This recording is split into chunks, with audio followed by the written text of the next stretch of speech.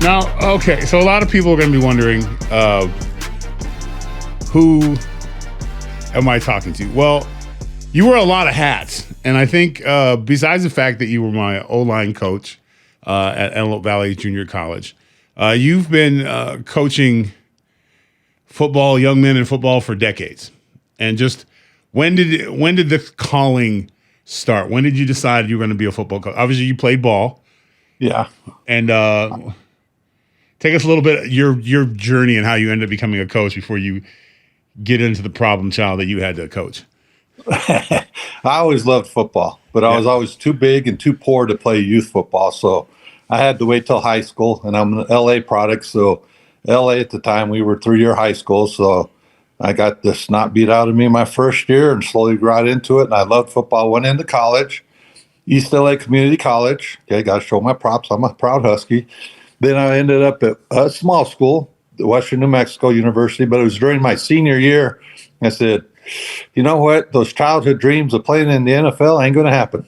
So I said, okay, I started learning the game. And thankfully I had my senior year. It was his first year at the college. He was a successful head coach in Nevada. And so I was able to pick his brain. And that senior year, I just listened as a student, as a player too, but as a student, hoping to pass that on someday. And then the following summer after my graduation, I got a call from our head coach, Mike Drake, because I knew I was going to coach. I was setting up to coach in the L.A. South Central area for one of my coaches from high school. And I get a call from Mike Drake. He was the head coach at the time. Rest in peace, but good man. He had recruited me and all that. And he said, I got it in the budget to get an assistant offensive line coach for Tim. That was the coach that coached me my senior year. And I said, really? And so I said, well, I explained to him the situation. I was lined up to start teaching LA Unified, coach at this South Central High School where, metal detectors, all of the stereotypes and all that. And then I said, well, give me a week. So I called around and talked to the coaches I very much respected, and they told me that they wished they had that opportunity because they couldn't do something like that now. He said, if you're going to do it, you got to do it now. Right. So a week later, I signed up for it and told them, yeah, I'll be out there. And I went out, and that's where I started coaching in Western New Mexico and fell in love with it. I thought I knew football as a player until I started coaching. And then I said, oh, my goodness, I'm working just as hard as a coach, more mentally than physically as a player. And then it just got under my skin, and I started from there. And I realized early there weren't a lot of coaches willing to just dedicate themselves to offensive line. Yeah, because that's one thing, before we get into how our paths crossed, I would describe you as a hands-on coach. One of the things when you were coaching us is that you did every drill that you asked us to do. But in teaching young men, and a lot of times, linemen, D linemen, O linemen, we can be really aggressive, angry kids, or a little frustrated because it's not maybe the glorious position they thought they're going to play in football. I think very few guys go into the game going, I'm going to play O-line, Yeah. And then but once you're in it, it's a different thing. And you've been coaching for so many years. Has that your hands-on style, have you had to change that at all? Or is that just something that you always, is that how you bridged the gap, how you reach kids? Was it because you were willing to do the work with them? Because a lot of coaches don't do that. Well, I was younger and a little lighter back then. And what I had always thought as a player, and you can relate with it, and just like any players, I'm thinking, what in the world is this fanatic, this psycho asking me to do, and why am I doing it? But I believe in him, so I'm going to do it. And I told myself, when I get into coaching, I'm not going to be that guy that can't relate with what these players are doing. So as long as I could, and I was still in my early 30s when our paths first crossed, and I was able to still run with you and lift with you and run the sand dunes with you, and all those other sand dunes. I cannot wait to talk about the sand dunes. Also, another thing and you're also a man of faith. and your Mormon faith, and sometimes that can be difficult to connect with young men who don't share the same faith or even necessarily understand. It was always your message of positivity that was the connection. It wasn't necessarily your religion. It was the way that you walked it, you talked it. You were a man of faith, and you were always stayed a man of faith. So it wasn't really a religious question with you because it was a behavior. You carried yourself a certain way. Was that difficult to be able to manage that? Because religion is such a hot button issue now, but even back then, to stay so strong in your faith in an aggressive sport where sometimes you want to be the alpha male so bad, all the stereotypes that go with it, and you, because of your faith, would never. I cannot remember one time, and I know I tried to get you to cuss, but I don't think it ever happened. I think we got to damn it once, but having that faith with being in the teaching profession, was that difficult at times? Not for me, because I thought the one thing I could do is I could be honest and be me. I didn't want to be the type of individual in any aspect of my life that I had a different face here, a different face there.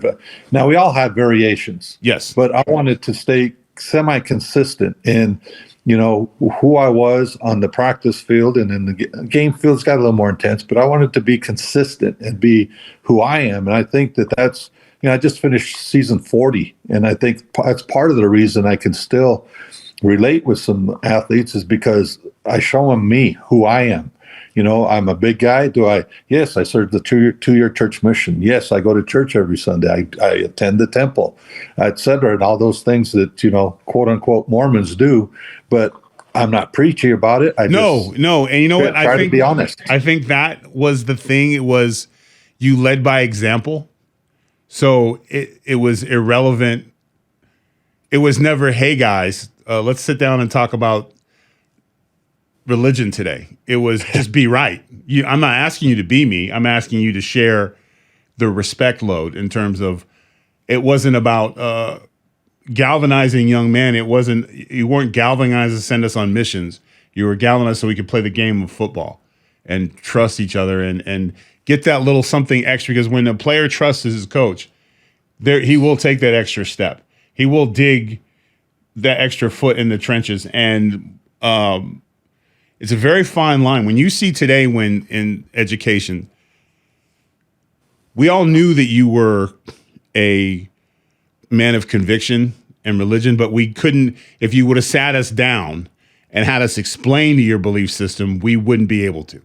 And I think that was the unique thing that made it to where you could tell coach stuff, even though some things in the real world aren't as pretty, or some of the things you think that because a person has faith, they haven't gone through similar things because they handle you always handled your stuff like a gentleman in coaching, which is, again, not easy to do sometimes with personalities and whatnot. But that formula seems to have been lost. Do you see when you see it today, do you see a lot of the bad blood that goes with educators and teachers is that they think they share too much and they lost their way of just lead by the example, not the explanation? Does that make any?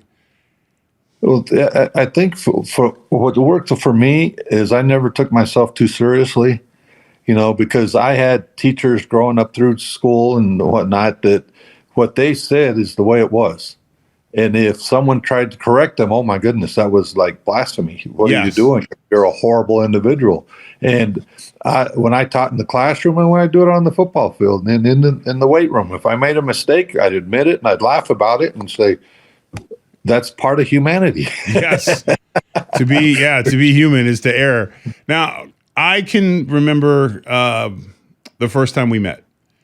So we had just come off, we had lost to Loyola in the CFI championship, Division I championship in L.A. Stadium. And I was one of those, what they called late bloomers. I had some personal problems and spent my junior year off the team.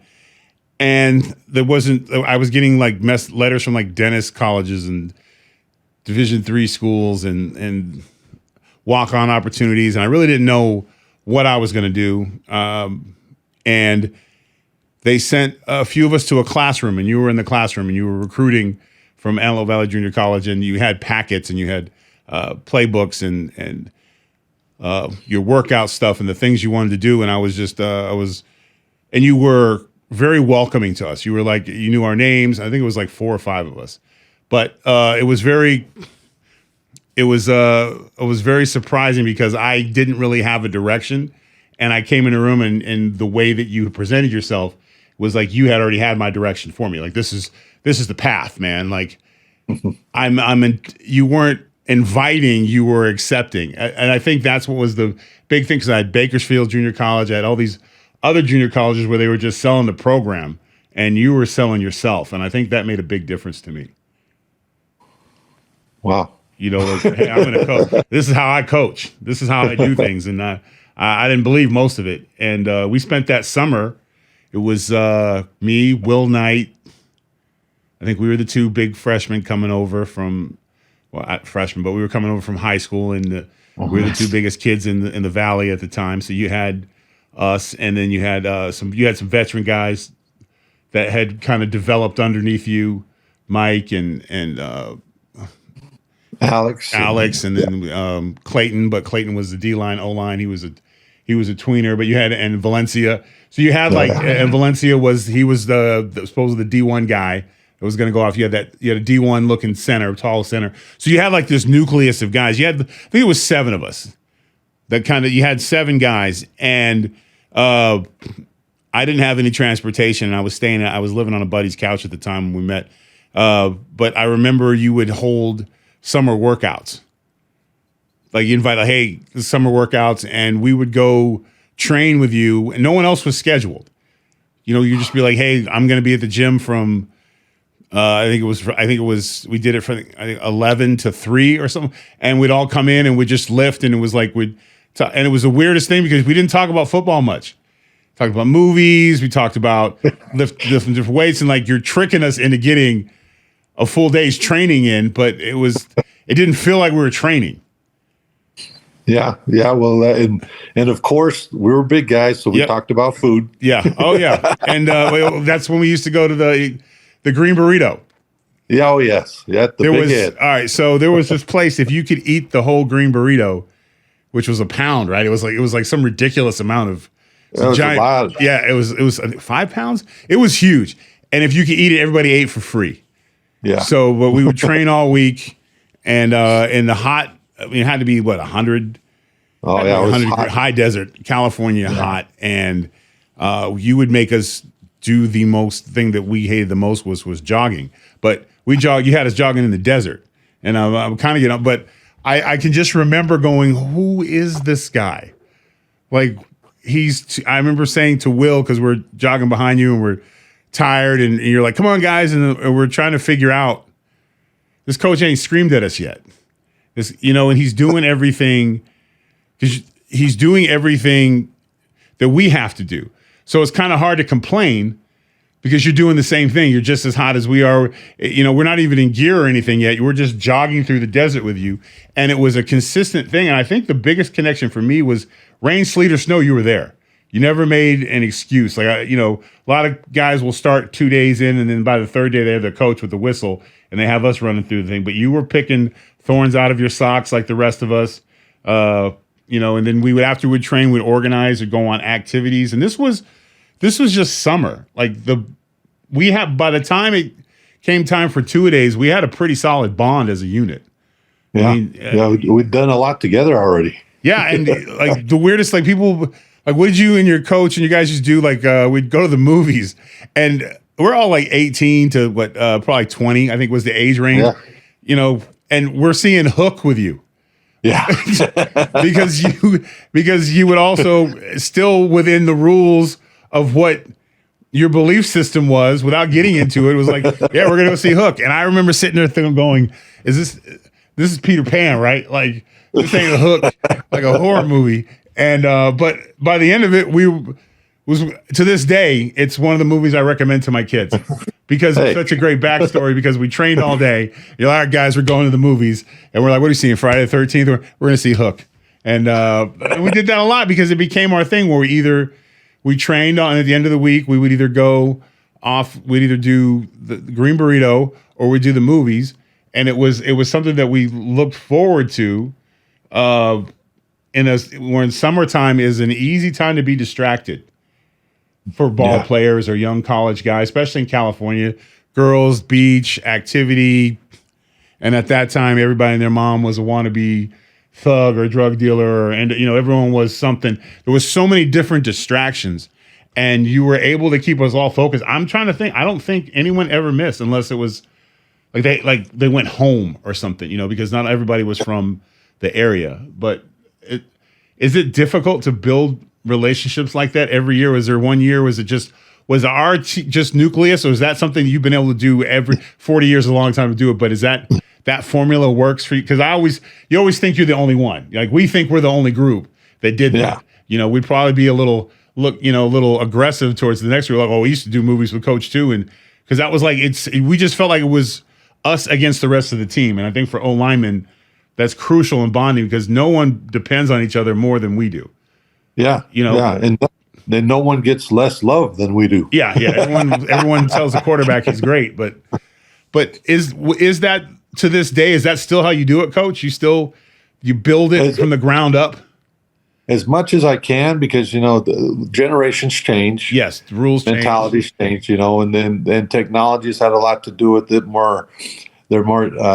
Athletes are more used to playing games on screens and all that stuff, and they're being taught in some instances the game by these games. They're being taught football by the games that they play on the video screen on the computer. You guys were different because you guys were willing to, or were students of the game. You started coming in. And I brag about it all the time. That era that all they had to do was set up cones for the different defenses we're going to see that week, and then we'd go over it mentally and say, you guys understood. You guys grasped into the concept. In fact, we were. Well, now it's commonplace. The zone blocking that's involved in interior line play. Well, we called it stack rules back then. That's right. And it's really what zone blocking is today. Well, one of the things that you worked with a lot for me, especially, was footwork.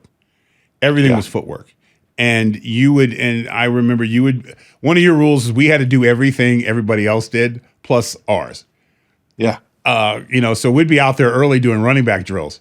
I cannot say that I was very fond of you during those times doing the running back drills, but you kind of the way you did it is like we were so focused on building our team that we kind of blocked out. And I think for me, when I was at football practice, that's all there was. There was no other thoughts in my head because we were being challenged every day. We'd see the other guys go in, and then you'd have us run hills, and for time, or we'd jump rope with our gear on.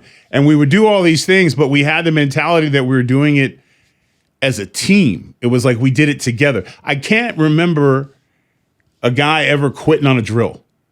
We never had a guy just because you wouldn't let anybody else down. Now, we've slowed down for people, or helped a guy cross the line because he gave all but there was this you were able to create this bond to this day that I still think, especially when it comes to work ethic. I think one of the greatest lessons that you taught me is that, sometimes blitz happens. You can't control everything, but the things that you can control, do well. If it might not go your way, but if your feet were in the right place, if you prepared yourself to be the best you can be at that moment and it doesn't work out, you can still hold your head up. There wasn't a lot of, I don't remember a lot of guys you miss a block. It was more disappointing to have to go back and tell you that I missed the block opposed to the actual missing the block. And I think that's a tremendous trait. And 40 years of coaching, and you've seen all the kids change. I've seen it. My kids are different. You've seen generation. Was that your favorite time when it was just kind of where you could just mold and just go out there and push? Because you pushed us. Like, it wasn't, I'm talking about it fondly, but anybody who went through these trainings would be like, you got to be kidding. We weren't just running in the sand for like a minute. we were running marathons. I mean, we were out there for hours. Like, you could not wear the clothes you trained in home. You know, like, no, you know what I'm saying? Like, and it was, everybody was like, had to work. And then the tremendous thing is that we were in such good shape when it came time for season. We had an advantage because the other guys came into camp to get into shape. You know, and being it was a small school. Do you ever think about how would you do that? Like, how would you do that on the large scale? Like, if you were to have to go to like a University of Ohio and have to mold linemen, now obviously your approach would be the same, but is it unique to the circumstances of coming from that background in New Mexico, kind of working your way? Is it your style? Is it just unique to you? Or when you meet other coaches and you guys obviously exchange ideas, how many coaches have looked at you like you're crazy when you're saying like, well, I do it with my guys? Well, there's one. I'm sorry, I'm old. I'll show you a story. So because of Will signed with BYU. Yep. Okay. And I go up there, and because they signed him, they invited me to go work summer camps. And at the time, the O-line coach, Roger French, was just like the O-line coach of the college football at the time. And so I go up there and I see a drill that he's doing. And then I go back and I say, oh, yeah, it looks pretty good. And then he came that spring for recruiting, and I had doubled the drill that he had in size. Right. And he said, how do you get him to do that? I said, cool, I just ask him to do it. Yeah. And again, one of the things that you always have said about me as a player is that I talked a lot. So I think one time you asked me during the game, when do you breathe? You never stopped talking. But a lot of that talking had to do with the confidence of understanding what it is that we were doing. You know, it was a level of confidence that I had not experienced before. I typically played football paranoid. Would probably be the best way to describe playing football in high school. It was like I kind of understood it, was afraid to make a mistake, so you're just kind of all over the place. And then after coaching with you, it was like things were in slow motion. I come up to the line with a smirk on my face. I know where the ball's going. I know the defense is slanted in the wrong direction. Like it was a completely different. It didn't happen overnight. I think it probably took about 4 games when it just kind of and then everything slowed down. School slowed down. Everything just kind of. That's why I always say O linemen were the smartest ones, because once we understood it and had that, but it came from confidence. And it's not easy to build confidence in young men, especially we were all different, but in a lot of ways, we were all rejects. A lot of us hadn't met our potential. You know, Will and I should have been D1 signees out of high school. Didn't quite go that way. You know, other guys, you know, we had guys like Darren Rogers and Charlie Wright, guys that have 1,000% should have been playing, you know, from Miami or Notre Dame, and they had made, you know, whatever life mistakes had thrown your way. So it was a kind of you were like a recycling bin for damaged potential. You know, like this kid's 6'8", there's other kids 6'9", but maybe they just don't get it. And you kind of molded. Was the secret sauce the confidence, to build confidence? Was that always the plan? The plan was for me to let you as athletes know that you had my complete trust. You know, because all the work that we did together, and part of the objective of having you work so hard is that I could get a feel of what your fitness level was and how far you could push. So in a game situation, I could tell if you needed a breather. Right. Which you didn't, because you had bought in. But you know, in later generations, I get a feel. Okay, well, I can tell he's getting a little bit tired. Well, one thing was great was when we would start to wear the guys down. Right around third quarter, when D linemen are sucked, and we just start. And at first, Coach Carter, scariest man on 2 feet. Like I just remember our head coach, but he was one of those guys where you had to earn it. His respect had to be earned. But when you got it, And at first, if you went to him and be like, hey, line says 23 power, 24 power, just let us run the ball down. We'll ice the clock out and we'll get first downs and win the game. At first, he probably would have looked at you like crazy, but it got to the point where you would be able to go to him and say, we're just going to run the ball. And it would be like, go, but you changed guys who would probably started thinking about football as an afterthought, because, the goal is you want to be in the NFL or you want to be a Division I school.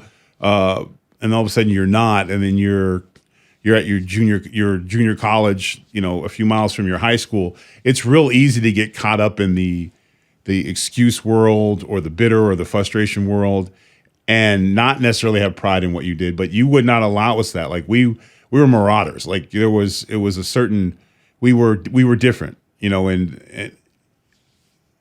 you replicated that so well with me. It went on to, and all of us, I think every one of us has been successful. We all got a chance to continue our lives as athletes. Even the year after our second, and I went through a knucklehead phase. I was gone. I was going to go to a different junior college following some of the knuckleheads that were trying to, this is the best way to get to the league. But I remember coming back.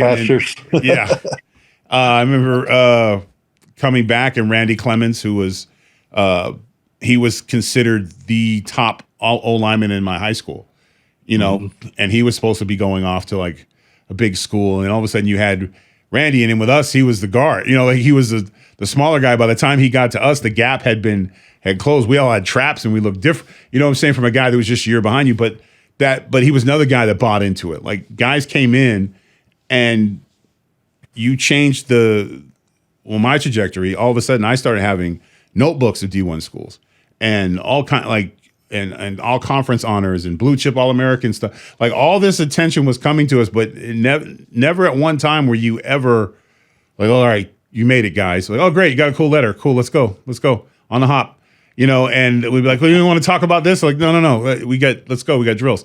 You would never allow us to get in front of ourselves. And I think that was one of the deciding factors to me is I've never, ever gotten to a point where I'm like, okay, I'm good. Not obsessively in a bad way. Like you can enjoy the victory, but understand there's still work to be done. And I think that has helped me tremendously and it's easier for me to reference point because I know where I was at that particular point in my life. I had absolutely no direction.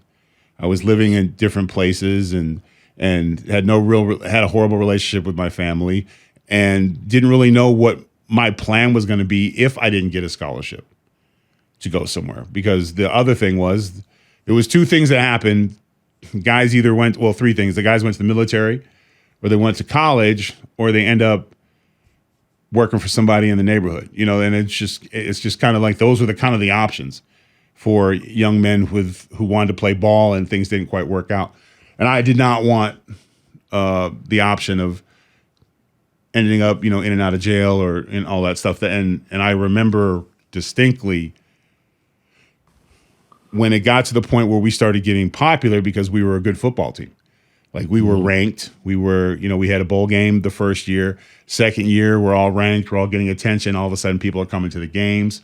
Like you're starting to get, scout. You see D1 scouts at practice and stuff, and you're starting to get attention and newspaper articles, and you're starting to get all this stuff in, and it very easily could have went the wrong way for a lot of us, especially me. When you start getting attention, and you don't know how to garnish that, and you don't necessarily have role models, it could very easily get caught up in that. I've made it, and you never allowed that for us.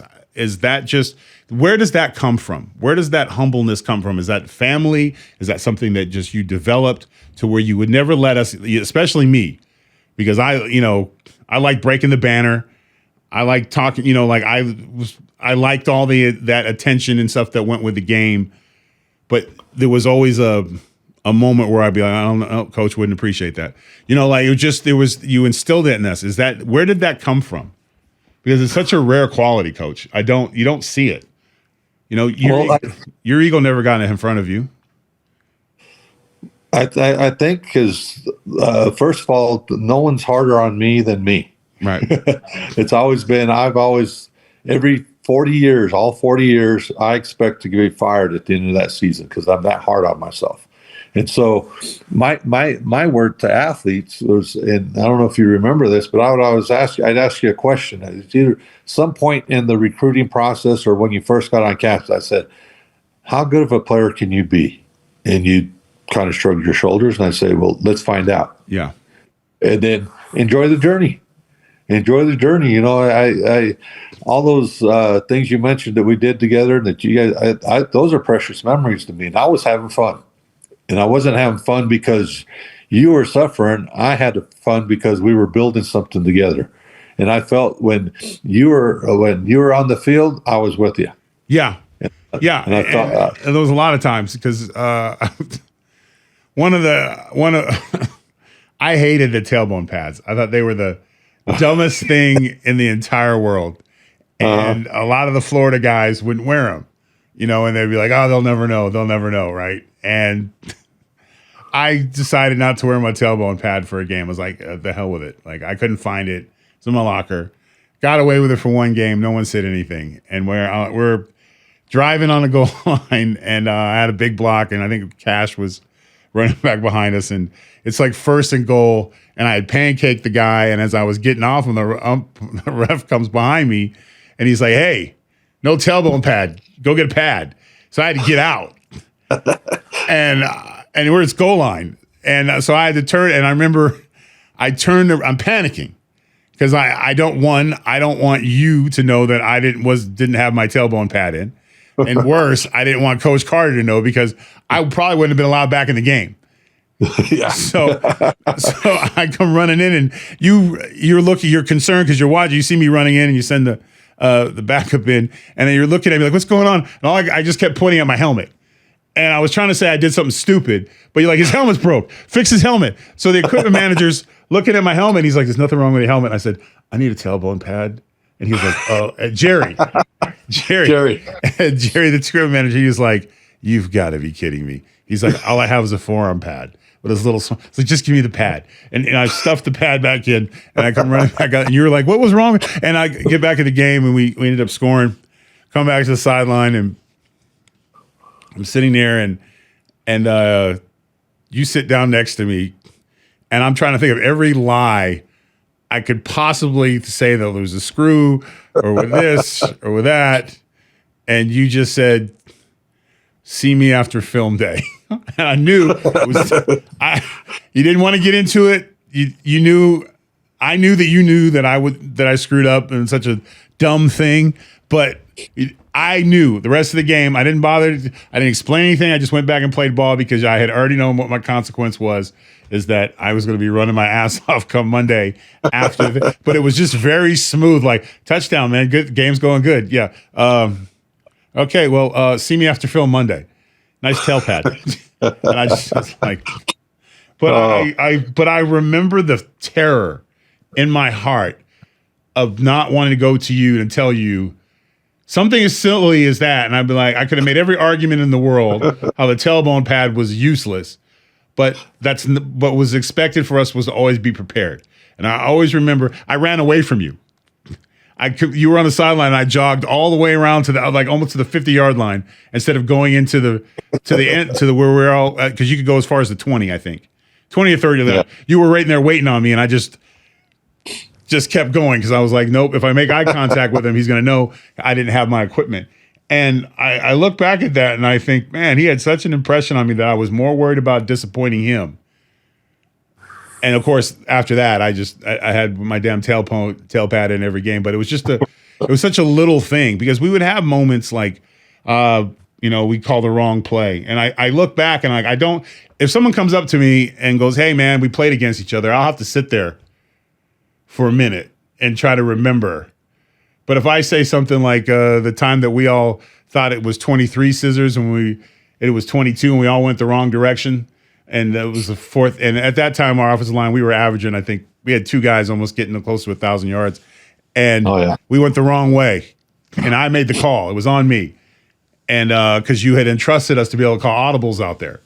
Mm-hmm. And I think I said flip it or something. And half the team didn't hear me or whatever the hell it was. But I remember everyone's jogging on the sideline, and I would not come in. I was just staying out in the 50-yard line. Maybe I can get in on defense. I do not want to go in and tell coach that I made the wrong call because and it was never screaming. I don't think I'm trying to. When you think of the stereotype of the football coach, especially the O-line coach, the yelling, the screaming, I can't remember a time where you ever raised your voice an octave, like other than even an exciting play. It was a high five or a head slap or, something. But I don't remember ever you never losing your temper. But that didn't mean you weren't passionate. It didn't mean your face wasn't bright red the whole game. But how did you maintain that level of just calmness?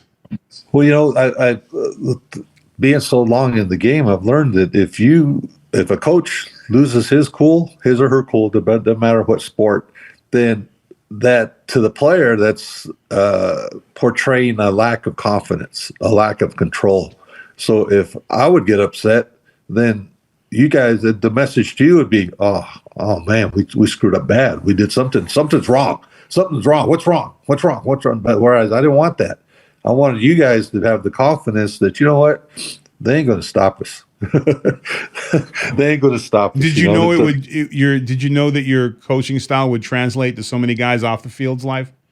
Did you? No, I didn't. Is that the biggest surprise for you when you run into guys like me or guys like Will and you see that your coaching style influenced the way that our approach to life? Does that ever cross your mind, like the work ethic? What you've shared with me recently through text, and then when we were able to spend some time at that Hall of Fame thing last year, it's just brought tears to my eyes because I just feel like, wow, I actually put some. The goal was to help you, win football games, become a better lineman, and all that. But the underlying driving force is to help all you guys find yourself, have direction, and go out and enjoy life and be a good contributor to society, and et cetera, et cetera. And when I hear stuff like that, it just touches my heart. It really does, because community college, we don't get you very long.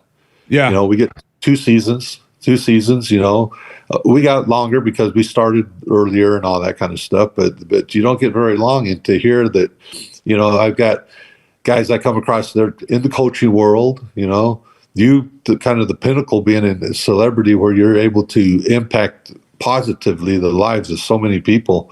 And it just brings tears to my eyes.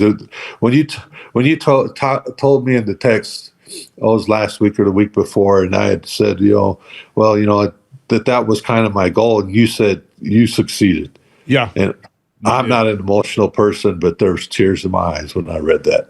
Yeah. And I just said, wow. What you were breaking down was the end of a football season, and you were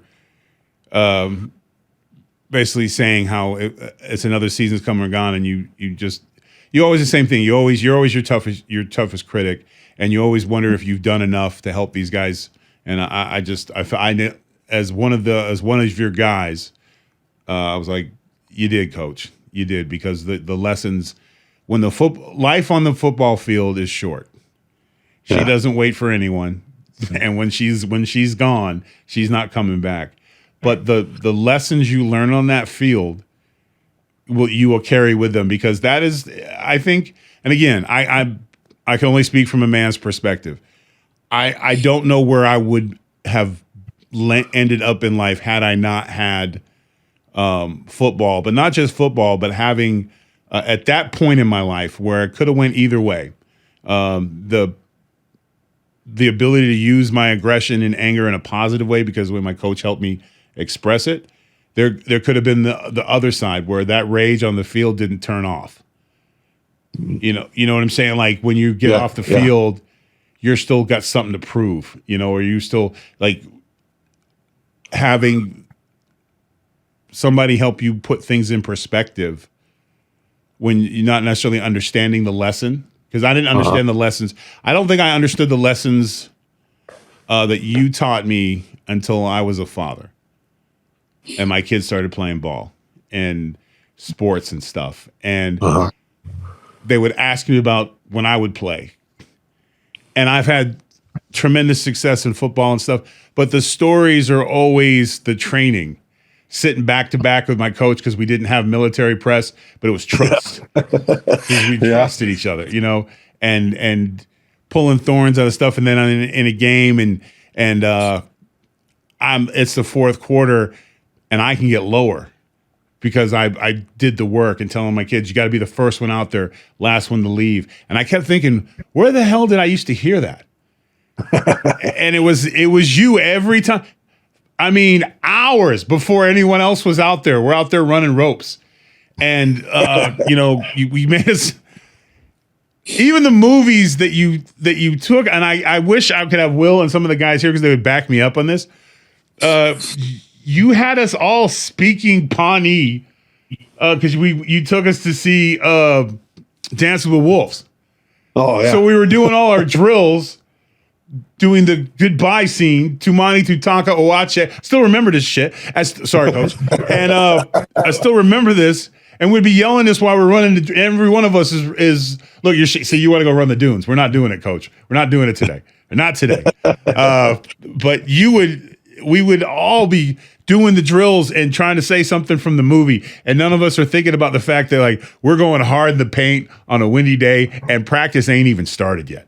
This is just us being us. But we'd be in the field, and the next thing you know, we were literally at one point making Native American calls on the O-line instead of, you know, like, and the guys were, the defense like, what are you talking about? You know? And, but it was just, that memory just came to me. But when I'm talking with my kids and they see the look on my face and they're looking at me like crazy, like, wait a minute, he made you run how many 220 yards? Oh, 20 of them. But we were racing against him. You know, it was like the things that you did that you were able to help get energy out. But at the same time, you made the work fun, but at the same time, you made it to where it was a part of who you were. Like you were just getting it out. Like I never didn't party a lot. You know, I think about that when I was, and there was parties all the time. I think the only time we ever partied was free pizza night on Thursdays. But but like, because we were tired. It was always tired, like homework and stuff done. And it'd be 10 o'clock at night, but hey, you want to go? I'm like, nah, man, I got hills tomorrow. Like, you know, like but it kept us off, like all of us. Like Randy was real popular but we, you know, Chuck and all the guys, we were getting national attention for the football team, the success of the football team. And so there was a lot of opportunities to go be dumb, you know, but we were just too tired. I just remember saying, I don't know about y'all, but I'll fall asleep. Like, I don't want to go out. And our grades were better. And that's, you know, because I ended up, I would have to sit out a year to go to Washington. And I remember coming to you like, what do I do? Like, you know, because my home situation wasn't great. And your advice was, and listen, me going to Washington looks a lot better on your resume than me going to University of Nebraska at Kearney. But you looked at me, and I remember you said this. I said, for you, because Nick, Will had, he had Brigham Young, Nick had Missouri, all these other guys had all these big schools calling him. I had Clemson and Washington, and I had all these big letters coming, and then I had this small school. But the thing was, because I didn't take my SATs and ACTs and all that because I couldn't afford it in high school, this one school could take me now. I could fly out for spring ball. And I just remember you saying, it's more important for me to know that you have a roof over your head than it is to be at a big school. This is the best place for you. They'll find you. Trust me, it'll find you. You know, and I remember that at the time, I easily could have took as, you don't believe me, Coach. You don't think I can get my grades up and take the SAT in the off season. But you were more concerned about me, the person, than the player. Because a lot of coaches would have been like, yeah, of course I want to go to Washington. Even if I washed out, just to have it on the resume. Well, yeah, I sent two of my guys to D1 schools this year. But it was more important to you that I go to a place where you knew that you wouldn't have to worry about me. And I thought that was very unselfish. And at a time when everyone was telling me whatever the hell I wanted to hear, you know, because I was all conference, and I had gotten a pretty good reputation as an athlete, and was starting to, and you see all the letters, and people you have all these new buddies, and I remember when you said that to me, I just looked at you, and I called Coach Morris that day, and I said, all right, and I still had visits. I didn't even finish my visits. And the one I'm mad about, I should have took the Hawaii one. Like that was it. just to go. But I just remember my coach said that, and it ended up being the best decision, because you could have easily been like, no, just red shirt, you'll be fine. Sign the intent with Washington, because that's all you would have needed. And that was I think that was a very fatherly thing to do, and I know that's because in a lot of ways you had a lot of young men with little or no male role models. Like that was the one thing I think that which could make things difficult for somebody with your moral strength, because that's often mocked more than it's respected. Does that make any sense? Oh, he's religious. Don't listen to him, dog. He ain't cool. And it was like it was like, no, integrity's cool, guys. I don't care what you do with it, but integrity's cool. Yeah. And that's probably the biggest lesson that I learned, but I don't know if you realized that speech, you were sitting at your desk, we're getting ready to lift weights, and you just looked at me and you said, I think that's the best place for you, because then you have a roof over your head, and that's more important than not, So I think, and I never really got a chance to say thank you for that. Well, I reflect on it, and I remember our time together very fondly, and I know that along the way I cared about you. Then George Murdoch, today Tyrus. I didn't care about the football players much. Right. I care more about you as an individual, as a person, and you throw out the term "my guys," and that's how I always refer to former players, and I consider them part of my extended family. That that I wanted the best for you. What's the best for you? I mean, I'm going to coach. And it doesn't matter to me what my resume says, who I've sent here, who I've sent there. It's like when the highlights of when we talk, and there's some football mixed in, but a lot of it's not. Yeah. There's a lot of just relating as individuals, as people. Like at that Hall of Fame thing, we spent 3-4 hours together that night with you signing and all that stuff. Yeah, you tease me. Yeah, you're like, is this your life every day? I'm like, yeah. but I reflected on that, and I said, you know what? We had last seen each other, I think it was in Florida about 10 years before that, maybe longer. Yeah, I was in the WWE back then. Yep. Yeah, and I thought, you know what? There's a small percentage that we talked about football. Yeah, very rarely. I think your favorite story is when I tried to beat up Tony Valencia because he tried to take it easy on the ball. I got a couple more if you want me to share. Oh, shit. Why, you know what? Yeah, why not? Okay. All right. We've got George Murdoch. Okay, and I don't know where I got that strength, because when we got in the weight room that day, I kind of picked you up and moved you away. Yeah, because I was going to get him. Yeah. And then when you told me, you shared with me why, because our heated rival, San Bernardino, and he's coming up there. Oh, come on, just relax. We're just killing the ball and all that. Yeah, and I was looked at it like, are you crazy? Like I wanted to kill him. Yeah. I think some of you guys stopped me. Yeah. I wanted to kill him. So I said, what did you do? And then I took care of that on Monday. He ran till he didn't. Yes, that was your cure all. Nothing cures you more than good old running. Okay. 2 stories. Let me tell you this, okay? All right. Now, if you remember, on Wednesdays after practice, we would have a passing league type competition. Yeah, it was O-line All-Stars. Yeah. O-line Olympics. We'd split into 2, and we did all the passing, throwing the ball, all that good stuff and all that stuff. Okay. That was like a highlight of the week. That was our extra training for the day. And so we get a lot of notoriety. Okay, and Brian Golden, who was a Valley Press guy and very into sports announcing and all that stuff, an icon in the Antelope Valley, he came and he wanted to do an article on you guys. And Coach Carter said, fine, directed him to me. And I told you guys, I said, hey, Brian Golden's here. He wants to interview you guys.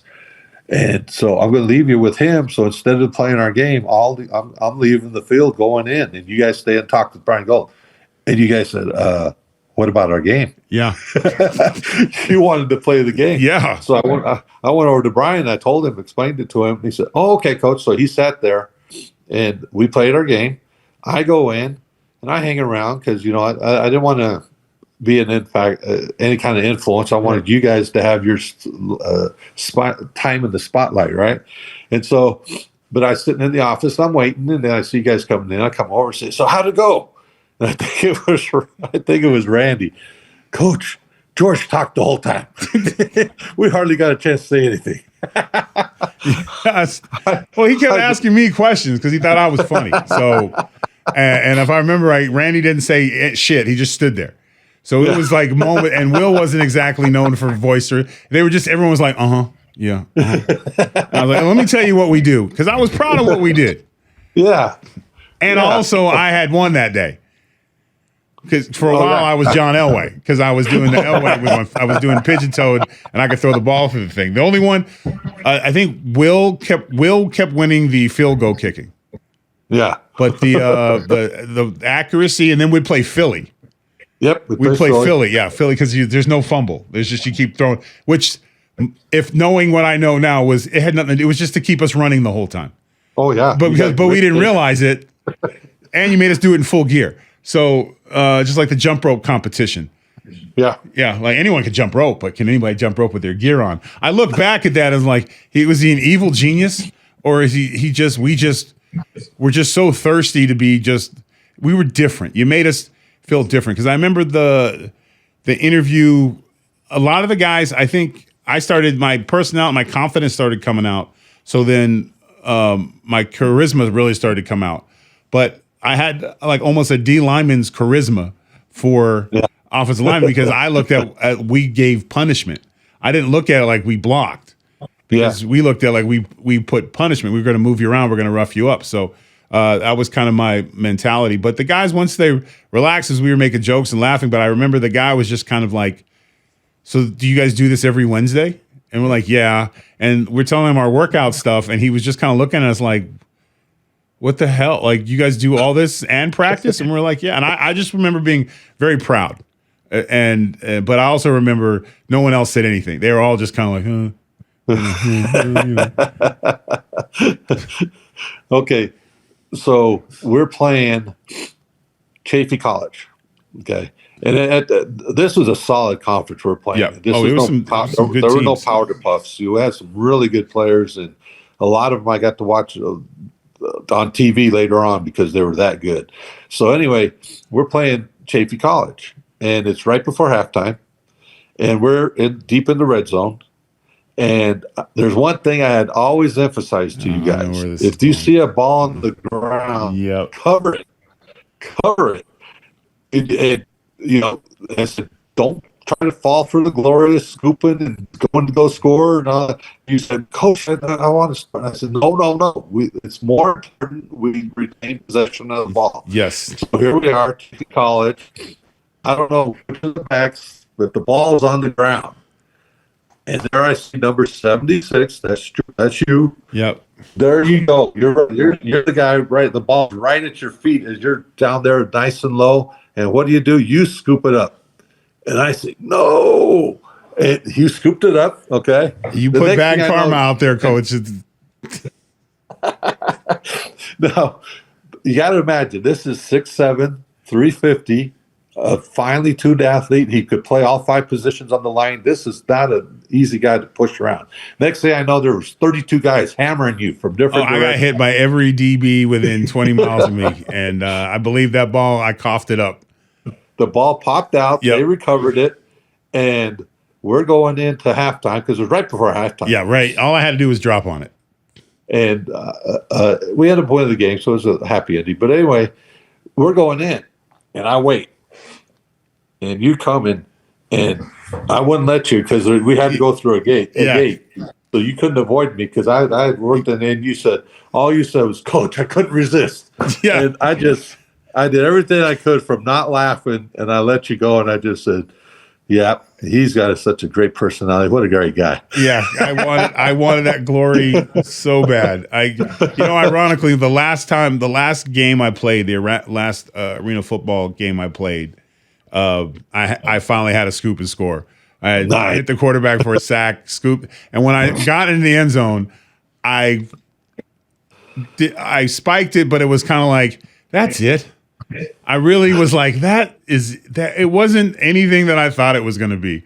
And after that, I was just like, we're getting ready to go on the bus back, and I just went to the coach and I said, I'm done, man. Like, I got no, it's not what I thought it was going to be. Like, once you play O-line on the grass, there's nothing like it. And there comes a point where you're like, this hurts. But I remember when I scooped and scored a touchdown, I just remember what I thought was going to be this tremendous joy was just like, that's it. That's why you guys scream. And like, I just felt like, wow.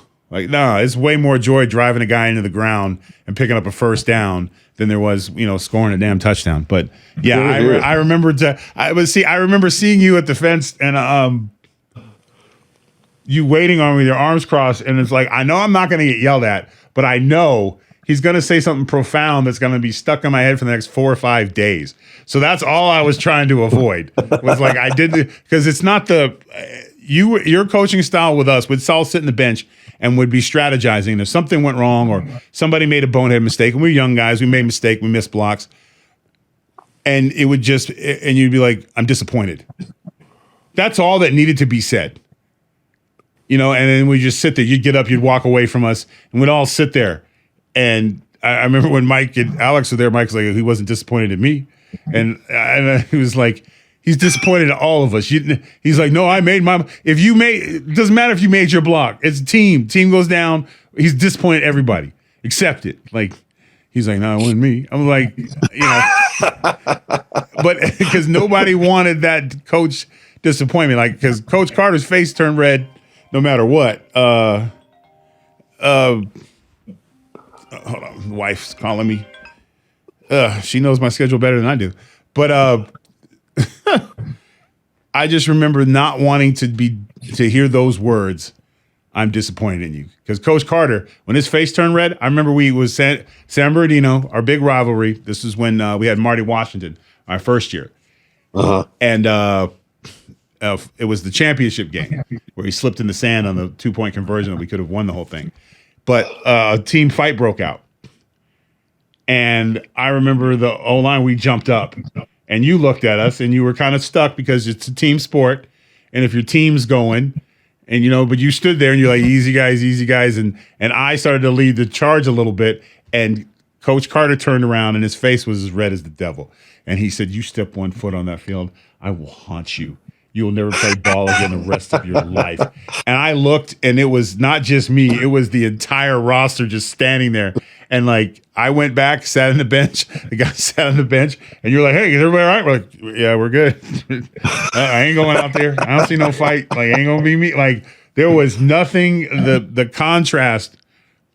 But the difference was, and again, I'm not, I understand there's a place for that coaching style, and I'm not knocking it at all, because Coach Carter, he scared me straight, but there is a difference in it, because when we did fail, the disappointment of the failure was there, but we knew we could go to you and say, I failed. How can I make this better? I think that is the glue that makes your teaching style so significant. And I wish, you should have wrote 40 years. You need to write a book, Coach. I know a guy. But you should write a book, because that your teaching style, I think, is kind of has gone to the wayside a little bit. Do you see it with the change? And like I said, you're in there. You're teaching in the junior colleges and the high schools. Has a teacher, as an educator, and I don't need a political thing. Just the generations, kids change. You see the changes. You see the guys coming up my age from back when you coached a guy like me, and you got guys coming up now. And you said it's more technological, but is it harder to reach them on just the hard work, just because there's so many outs, or is it more difficult, or is it just you just kind of they don't need as much, maybe because they can do all their training and stuff on their own now. Well, what we do now, and I did it back then, but we'd start higher. The bar starts lower, and then we raise it. Okay. So we start with something that everybody can do. Okay, so everybody can do, and then increase it by small increments. And I tell coaches, I tell young coaches today, it's like I don't want to be the know-all. Right. I want to be the guy that helps you understand and process it to where you can make adjustments and audibles on the line of scrimmage and blocking schemes and whatnot. It's like back then I was young enough that where Coach Carter, he wanted to run the next play. Okay, yep. Run the next play in practice because we had tons of plays that we're going to run, and so I would run to you if you made a mistake. Yes, you'd be downfield. I'd run to you, and then on the way back, as we're jogging back, I'd say, "Okay, what should you have done on this?" Yeah, you took a false step. Don't false step. Don't cross over. Like how you blocking with your head down. Things like, and you would run because Coach Carter would be like, next play. Yeah. And so my goal is to get you to where, I wanted you to learn it. I didn't want you to just accept what I was feeding. Then eventually you're doing the figuring out yourself, because then the next plays come in and you make adjustments and you're able to do it on the fly. So you were building muscle memory in your brain. And in hindsight, look at it. Well, life's like that. Yep. We don't know we don't know what's. Sometimes we don't know. We don't have the answer. So what do? We keep pushing. We keep enjoy the journey as much as we can and find a way. I think that's and I am enjoying the journey, Coach. I am enjoying the journey, and thank you for helping me build the map I needed to get to where I went in life. I don't think I would be here today had you not taken that time to coach the way you did, care the way you did, to not just myself, and I'm sure any of the guys that we played with, even Will, his parents lived in a different state. Like, you were all we had as far as a male role model that was there every day and consistent. And I just want to say thank you for showing up every day, Coach. And that's not an easy thing, but you showed up every damn day. And that's when I show up to work, if I walk in those doors, doesn't rain, sleet, you show up, you do your damn job. So I thank you for that. I appreciate the time, Coach. It was great going down memory lane. 40 years coaching.